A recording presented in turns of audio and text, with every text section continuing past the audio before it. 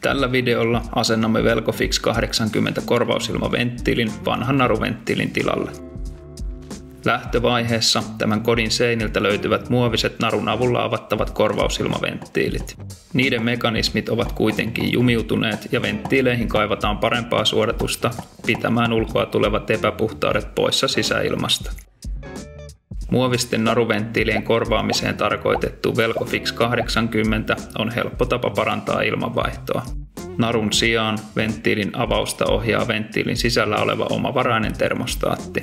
Termostaatin avulla venttiili säätyy automaattisesti ulkolämpötilan mukaan pitäen ilmanvaihdon aina toimivana. Pakkaus sisältää myös erittäin tehokkaan suodattimen, joka suodattaa 100% siitepölyn ja torjuu merkittävän osan terveydelle haitallisista pienhiukkasista. Aloitetaan poistamalla vanha venttiili. Jos seinäpinta on siisti, voidaan venttiili kiinnittää ilman peitelevyä. Jos seinäpinnassa on peittämistä vaativia jälkiä, käytä pakkauksen mukana tulevaa peitelevyä. Jos käytät peitelevyä, levitä asennusliimaa sen taustapuolelle. Asennusliima kannattaa levittää kulkemaan nauhana koko peitelevyn mitalta ohivuotojen estämiseksi. Paina lopuksi peitelevy tiiviisti kiinni seinään. Jos venttiili ei sovi suoraan vanhaan seinäputkeen, asenna pakkauksen mukana tullut uusi seinäputki reikään.